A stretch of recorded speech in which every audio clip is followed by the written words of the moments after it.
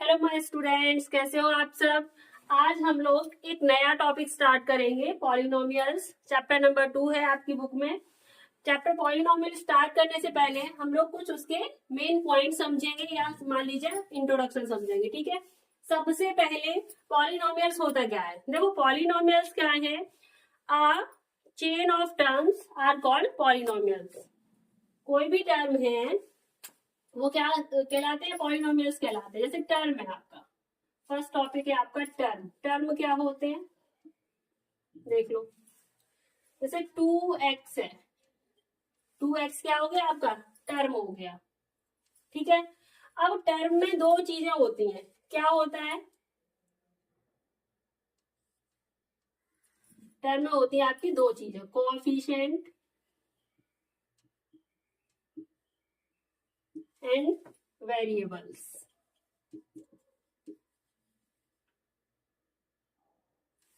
Coefficient क्या होता है, जैसे आपका कोई भी टर्म है जो आपकी न्यूमेरिक वैल्यू होती है, जो आपकी न्यूमेरिक वैल्यू होती है वो आपका कोएफिशिएंट होता है। ये हो गया आपका जो न्यूमेरिक वैल्यू होती है उसे कोएफिशिएंट बोलेंगे।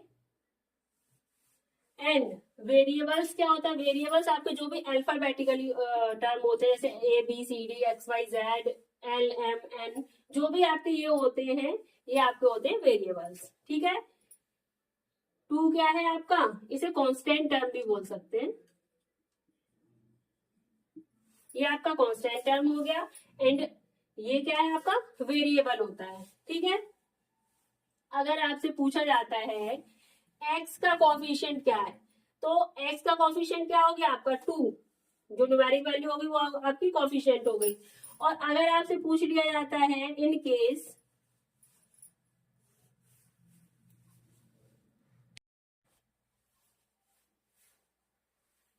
अब देखो, अब आपने ये तो टर्म समझ ली। टर्म क्या है, पॉलिनोमियल्स में अगर अब टर्म के अकॉर्डिंगली पॉलिनोमियल्स कितने टाइप के होते हैं, मोनोमियल, आपने देखा होगा मोनोमियल। मोनोमियल किसको बोलेंगे, मोनो मीन्स होता है आपका वन। जिस पॉलिनोमियल में एक ही टर्म होता है उसको हम बोलते हैं मोनोमियल। जैसे आपका हो गया 5x, एक ही टर्म है इसमें, तो ये आपका क्या आ गया, मोनोमियल। बायनोमियल्स क्या होते हैं, बायनोमियल्स जिसमें टू टर्म होते हैं, बाय मीन्स टू। ये आपका 5x+3, अब इसमें दो टर्म हो गए ना आपके, तो ये हो गया आपका बायनोमियल। ट्राइनोमियल क्या होता है, ऐसा पॉलिनोमियल जिसमें थ्री टर्म होते हैं, try means three, trinomial three terms होते हैं। 5x ले लो, 5x² प्लस 2x+3। अब इसमें आपके पास कितना टर्म है, थ्री टर्म है, तो ये आपका आ गया ट्राइनोमियल में, ठीक है।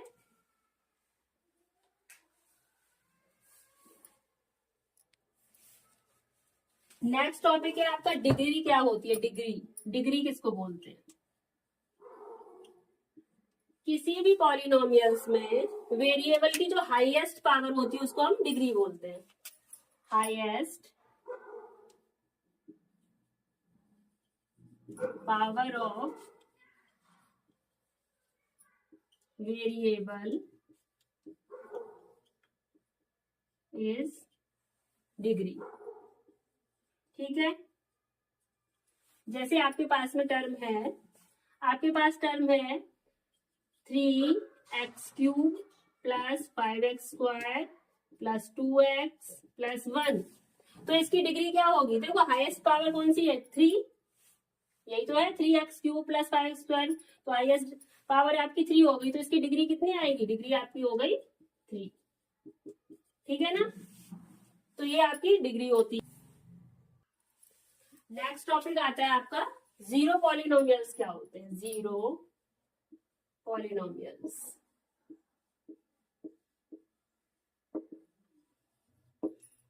जीरो पॉलिनोमियल्स क्या होते हैं बच्चों, नेक्स्ट टॉपिक है आपका जीरो पॉलिनोमियल्स। जीरो पॉलिनोमियल्स क्या होते हैं, zero polynomials are those in which value of variable make the value of polynomial equal to zero. यानी वेरिएबल की वो वैल्यू जो पुट करने पे पॉलिनोमियल्स को जीरो के इक्वल कर देती है, वो हमारा जीरो पॉलिनोमियल्स आता है। ऐसे डिफाइन नहीं समझ में आएगा, एग्जाम्पल समझाती हूँ एक आपको। लेट आपने ले लिया 2x प्लस 1 इक्वल 0, ठीक है। अब यहाँ पे हमें x की वैल्यू निकालनी है। x की कौन सी वैल्यू रखे जो इस पॉलिनोमियल को 0 के इक्वल कर दे। प्लस का 1 उधर जाएगा, माइनस का 1 आ गया आपका, तो x इक्वल टू -1/2, ठीक है। तो x की जगह पे -1/2 पुट करेंगे, 2 इंटू -1/2 प्लस 1, 2 से 2 रिड्यूस हो गया, -1 प्लस 1 इक्वल 0 हो गया। ये वैल्यू हमारी पॉलिनोमियल की वैल्यू क्या हो गई, 0। x की वैल्यू क्या पुट की है हमने, -1/2, तो -1/2 क्या है, ये हमारा रूट्स है, इसे रूट्स बोल सकते हैं, रूट्स ऑफ पॉलिनोमियल्स या फिर जीरोस ऑफ पॉलिनोमियल्स।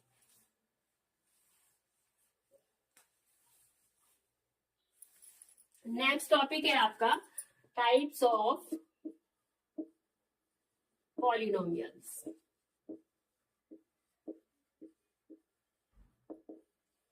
देखो पॉलिनोमियल्स कितने टाइप के होते हैं, एक तो हो गया आपका लीनियर पॉलिनोमियल। लीनियर में क्या होता है, लीनियर में जिसमें वेरिएबल की पावर 1 हो तो वो आपका आएगा लीनियर में। जैसे आपके पास है सिंपल इक्वेशन 5x प्लस 2, ये आपका लीनियर हो गया, क्योंकि x की पावर जहां पे कुछ नहीं होता वो 1 होती है। 0 मत समझ लेना भाई, क्योंकि अगर इस पे पावर आप 0 कर दोगे तो उसकी तो वैल्यू 1 हो जाएगी। किसी पे भी पावर अगर हम 0 कर देते हैं तो वैल्यू 1 होती है ना, मैंने बता रखा है पिछले चैप्टर्स में। तो ये वैल्यू जहां पावर वेरिएबल की पावर जहां पे 1 होती है वो आपका लीनियर में आता है, ठीक है। और 1 को कभी शो नहीं किया जाता।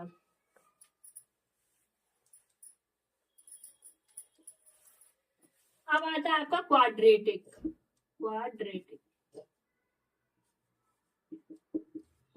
में क्या होता है, क्वाड्रेटिक में जिसमें वेरिएबल की पावर 2 होती है वो आपका क्वाड्रेटिक इक्वेशन होता है। Like 7x² plus 5x plus 2, तो ये आपका हो गया क्वाड्रेटिक इक्वेशन। अब देखो एक चीज और है, लीनियर इक्वेशन में क्या होता है कि लीनियर इक्वेशन में जो इसके रूट निकलेंगे, इसके रूट निकलेगा, इसका रूट सिर्फ 1 निकलेगा। रूट्स कितने निकलेंगे, 1। क्वाड्रेटिक इक्वेशन जो होती है, क्वाड्रेटिक इक्वेशन में पावर कितनी है, पावर है 2। जितनी पावर होती है उतने ही रूट्स निकलते हैं। तो x के कितने, इसके रूट्स कितने निकलेंगे, 2, इसके रूट्स निकलेंगे 2। नेक्स्ट आती है आपकी क्यूबिक पॉलिनोमियल्स। क्यूबिक नाम से क्लियर हो रहा है कि क्यूबिक पॉलिनोमियल्स में क्या है, वेरिएबल पावर कितनी होगी, 3। 5x³ plus 2x² plus 3x minus 1, तो ये आपका किसमें आएगा, क्यूबिक पॉलिनोमियल्स में। मैंने समझा दिया क्यूबिक, बट आपके सिलेबस में क्वाड्रेटिक पॉलिनोमियल्स तक ही है ना। तो ये आपके टाइप्स होंगे।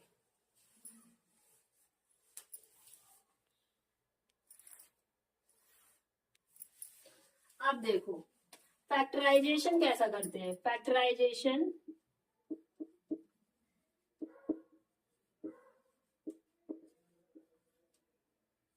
Of polynomials.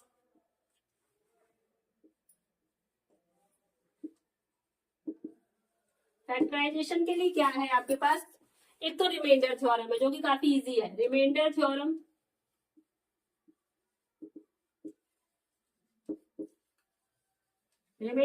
में क्या होता है कि आपको px की वैल्यू दी है एंड gx की वैल्यू दी है आपने, तो gx की वैल्यू क्या होती है, gx की वैल्यू जो होती है उसको 0 के इक्वल कर लो। इक्वल करने के बाद में जो वेरिएबल की वैल्यू आएगी उसको आप पॉलिनोमियल से पुट कर दो। अगर वो 0 के इक्वल हो रहा है तो वो उसका फैक्टर है, नहीं हो रहा है तो वो उसका फैक्टर नहीं है। लेट एक एग्जाम्पल ले लेते हैं। एग्जाम्पल है आपका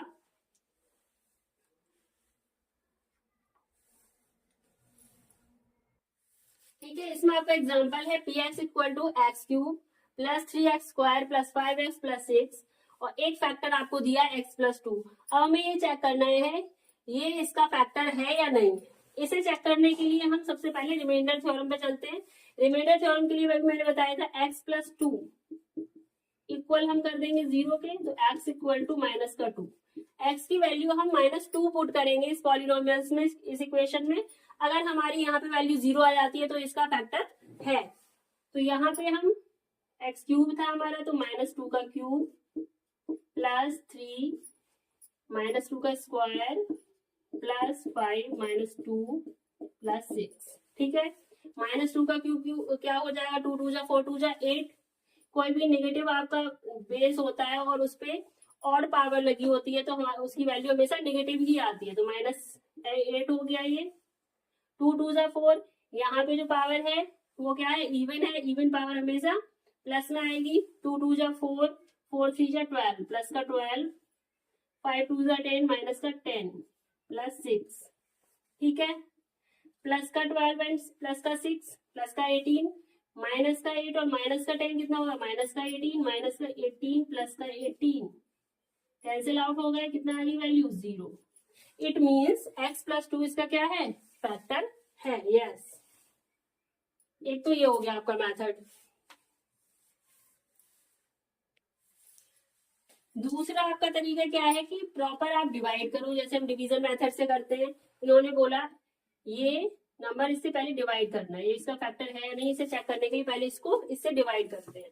ये आपका हो गया डिवाइजर एंड ये डिविडेंड है।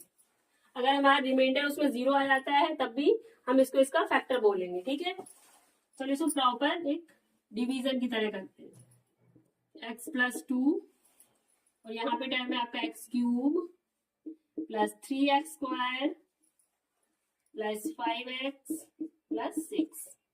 ठीक है, डिवाइड करने के लिए क्या होता है, इसका फर्स्ट टर्म इसके फर्स्ट टर्म से डिवाइड करेंगे। x का डिवाइड इससे करो, x क्यूब से। मैंने समझाया था आप लोगों को कि पावर में क्या होता है, वो सॉरी डिवाइड में पावर क्या हो जाती है, सब्ट्रैक्ट हो जाती है। आप लोगों ने पढ़ा होगा पिछली क्लासेस में। तो x क्यूब में से x चला जाएगा, कितना आएगा मेरे पास, x स्क्वायर। ठीक है, तो ये आ गया आपका। अब जो ये वाला टर्म आता है, ठीक है, समझना इसको ध्यान से, ये टर्म जो आता है इस टर्म को इस पूरे टर्म से मल्टीप्लाई करो तो कितना आएगा, x cube plus 2x square. ठीक है, देखो हमेशा ये ध्यान रखना, जो फर्स्ट टर्म हम यहाँ पे लिखते हैं ना, जो हमारा क्वोशिएंट आता है डिवाइड करने के बाद में, तो उसी से इसमें मल्टीप्लाई कर दिया जाता है। और मल्टीप्लाई करने के बाद में हमेशा जो फर्स्ट टर्म आएगा वो इस टर्म के इक्वल ही आएगा। अब इसे सब्ट्रैक्ट करो, सब्ट्रैक्ट करने में साइन चेंज हो जाती है, माइनस, ये माइनस हो जाएगा, कैंसिल आउट हो गया, plus minus cancel out. Plus के 3 से माइनस का 2x स्क्वायर जाएगा तो प्लस का x स्क्वायर आ गया आपका। 1 लिखा नहीं जाता, इसमें मैंने नहीं लिखा, 1x स्क्वायर है वैसे, प्लस 5x। ठीक है, वापस से वही प्रोसेस करेंगे, x का डिवाइड x स्क्वायर में, तो मेरे पास आया प्लस का x।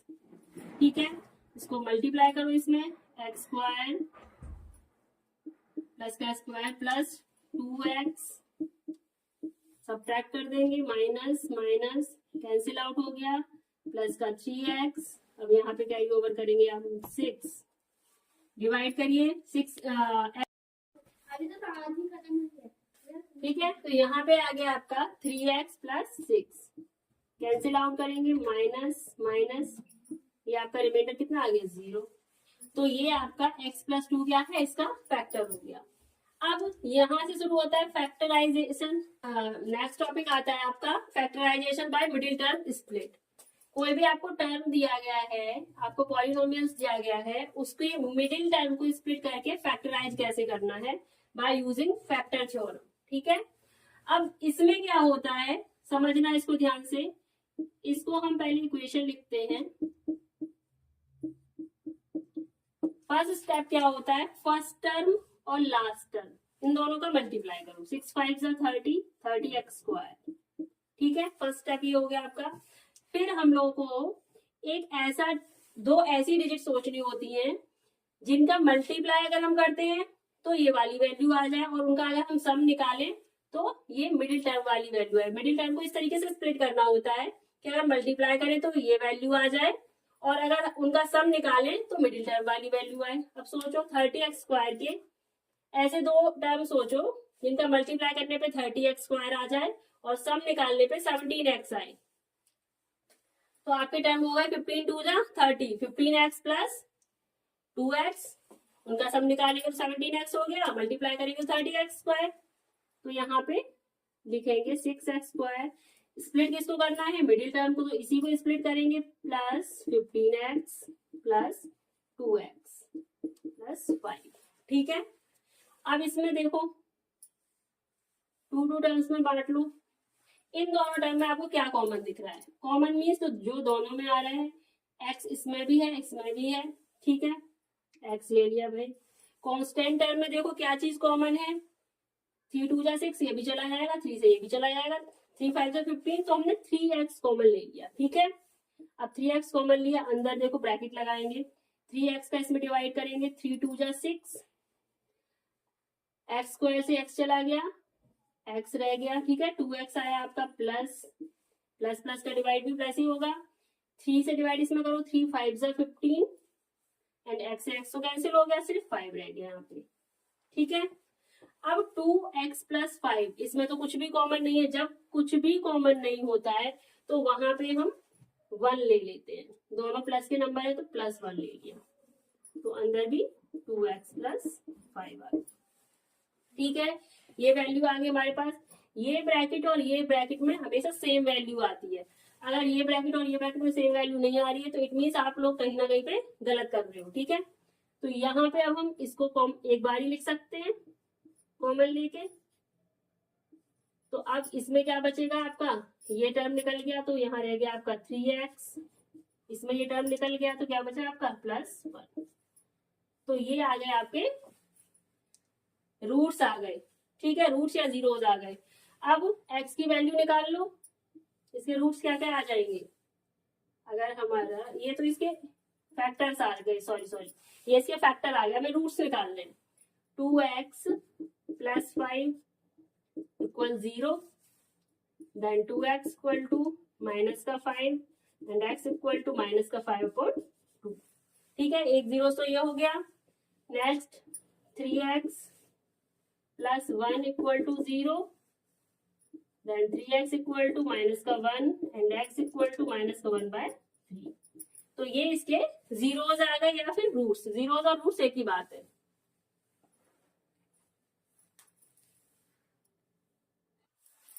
बच्चों लास्ट टॉपिक है आपका एल्जेब्रिक आइडेंटिटीज का।